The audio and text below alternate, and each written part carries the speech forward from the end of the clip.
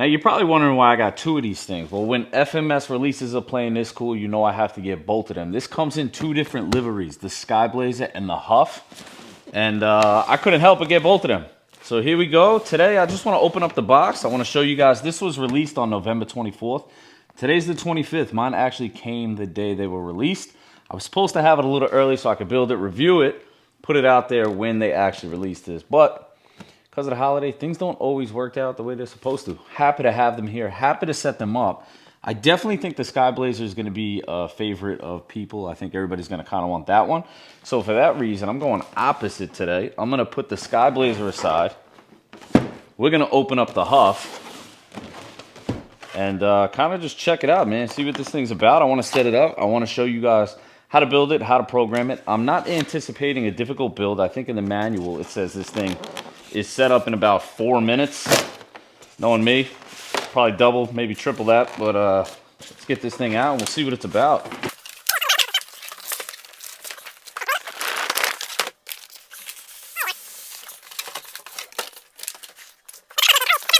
This isn't a small plane, so for it to be in a package this size, like even when they came, I was expecting a much bigger box. Something like, you know, even the mall comes in a bigger box than this. So shout out to them for always packaging these things up so tight. Now, people at my local flying field have been hitting me up. As soon as they heard FMS was releasing this, kind of the wave of excitement passed through everybody in the hobby. F-86 is a good flying plane. I expect this to fly amazing. They've been really stepping their game up with the quality of, you know, servos, motors, wheels. Just right off the bat, I see on these wheels. Nice rubber wheels. They shouldn't be too loud. You see we got some nice absorbent landing gear. There we go.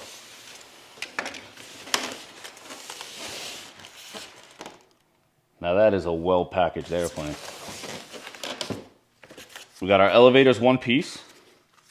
Twin servos. We're all labeled. This is the back. It's kind of where our rudder and vertical stab is going to go. You know, it's funny looking at these. They almost look composite. That's how well these things are painted. Quick release. I'm loving that. There it is. Oh, this thing's going to be beautiful.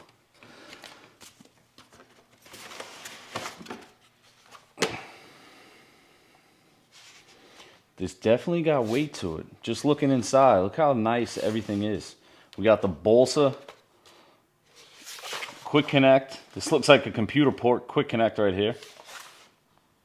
And I want to say this right here is probably,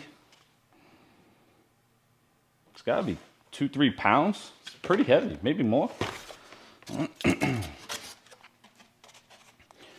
Wow, this is scale. I got to walk up to the camera with this. Just look at that cockpit. We got the cluster, we got the pilot, colored. It's almost like a little bit of weathering in there. Beautiful.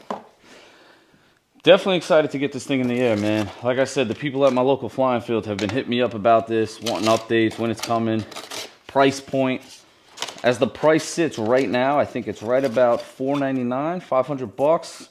If you guys use discount code garage_RC, I think it's going to save you $10. They don't really work, you know, that much with us on the 10% with these new products just because it's such high demand. But it is nice that they give you guys a little something. So I will leave this link in my bio.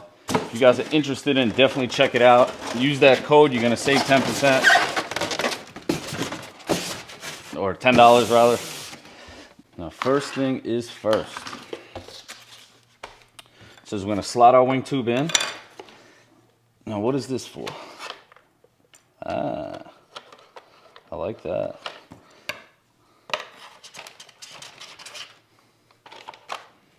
Guess I should have left that on.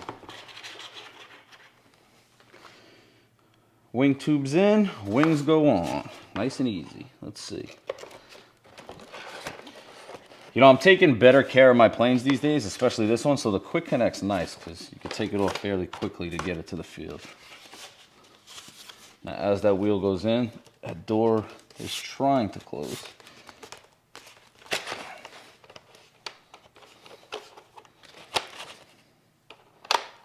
There we go.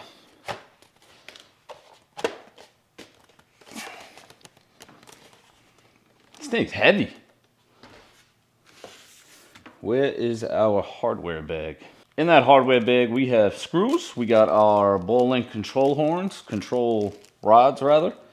We have a Y harness, but it has 3 ends on it, which is a little weird. And another quick connect fin. I'm guessing that goes on the top or the bottom. But let's get these wings on, and we'll take it from there. Like I said, they slide in super easy.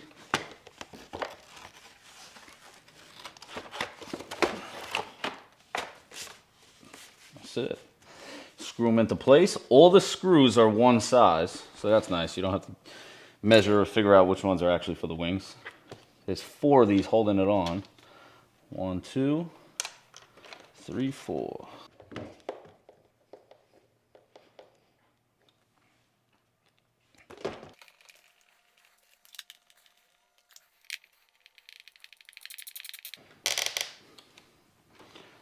Just like that, we got a half a plane already. Next step. So this gets connected here, but I'm gonna go one extra step on mine, because when I found out that they made this, I reached out to Chris Wolf from RC Geek. He custom makes afterburners. Now, the F-86, I don't believe has an afterburner in real life, but the model will definitely look cool in one. So I got one made from him, so I'm gonna throw that in quick. And then we're going to continue as per the manual. Let me get that on here. All right, just like that, we got our afterburner in. That was pretty simple. And I'm moving forward. We're going to put the tail onto the fuselage. Now, remember in the beginning of the video, I said it's kind of weird that there's a Y channel with 3 ends for the elevator. Well, I'm looking here, and that's because there's a light. So they didn't snake a light wire through. There's an elevator. No, does that make sense?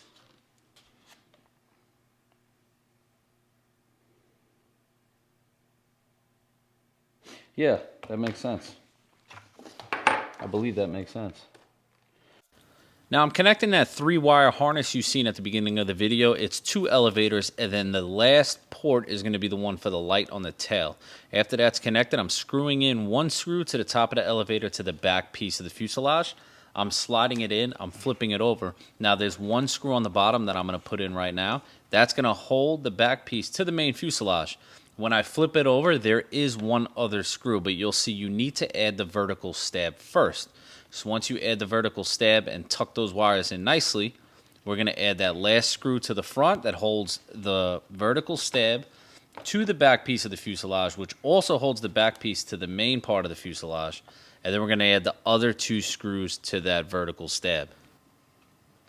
And as complicated as that might sound, it's actually incredibly simple. And after that tail piece is on, all we have to do is slide in the canopy, and that's really it.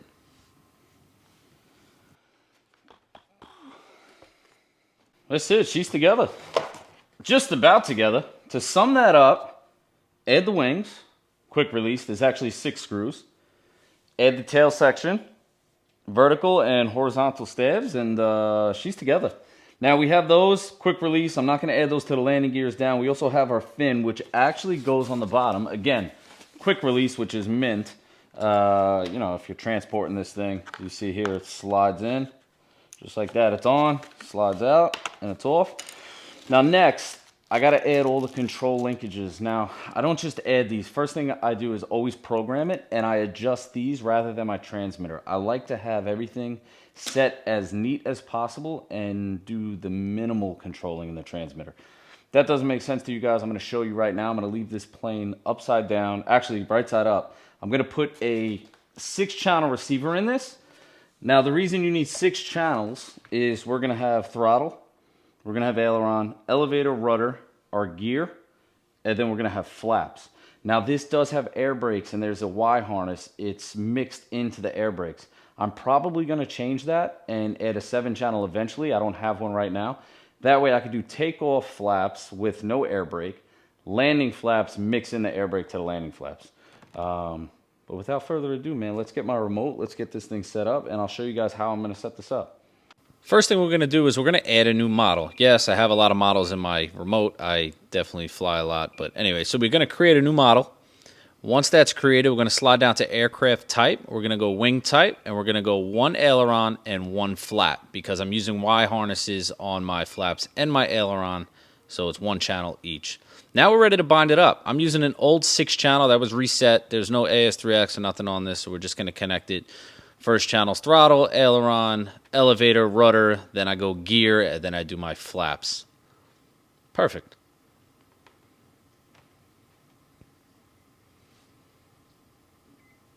Now, once she's bound up, I like to make sure that, all the servos are centered. And once they're centered, we're going to flip it over and we're going to start to add our control linkages. So what I do is I set them aside and I make sure that each one is the right length for the control surfaces. So flap, aileron, elevator, and rudder. Once those are all set and I know which one goes where, that's when I'm going to install them. And then as you see in the next clip, I manually adjust it because they're screws. So I add it, I make sure that the surface is level, and then I'm going to tighten or loosen the control link based on where I need it to be level. And then, furthermore, if I need to, I'll micro adjust it from my transmitter settings. But I like to have it as neat as possible, just from the rip, from the factory, without playing with the remote at all. And that's why I set it up, and I bind it before I add my control linkages. Now, there are 7 control surfaces, 2 ailerons, 2 flaps, 2 elevators, and my rudder. So I'm going to repeat this exact process for all of those until it's all done and ready to be flipped over and micro-adjusted.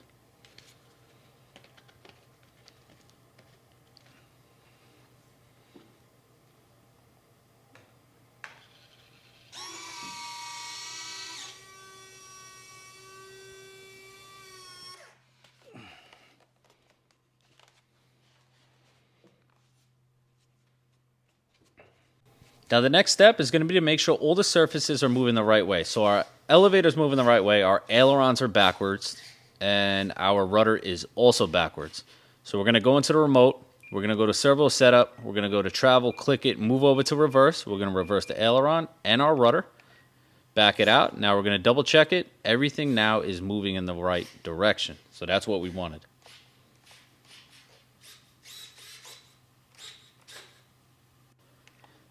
Now, moving on to the flap system, this is really personal preference. I'm going to show you guys how I'm setting mine up. I always kind of eye it out, and then I adjust it, minimally at the field. I've been flying these long enough that I could kind of look at it and see where I want it to be. So these are the settings that I'm going to use. My position 1 is going to be negative 20% on the flap. You could reverse that if you want, but that's how I have it. And I mix in a little bit of elevator. So I'm doing 5% on my setting 1. My setting 2 is going to be 60%, and then I'm going to add 12% on the elevator mix. And what that's going to do, when the flaps come down, the plane's going to have a tendency to climb. So when you add that elevator mix, you're looking for down elevator so that it keeps the plane level. And that's where you might have to adjust it at the field. So when you're high up, you hit your flap, and if the plane has a tendency to nose down or nose up, you're going to adjust that elevator mix as per. Now, I like my flap setting on 2 seconds each way, so I'm setting that so it's a nice slow and scale feeling when I'm flying. And that's just about it on programming. And just like that, the new FMS F-86 is built, it's programmed, ready to fly, and I did fly mine already. As you see from that rash, nothing to do with the way this plane flies. Me and some buddies were mimicking some dogfighting, and we may have an air-to-air. But super durable. All I did was get some rashes on it, and I'll be flying this a lot. I'm excited to get some flight footage up for you guys and show you more of its capabilities. Again, if you're interested in this, definitely check the description. And as always, guys, appreciate you watching. Until next time.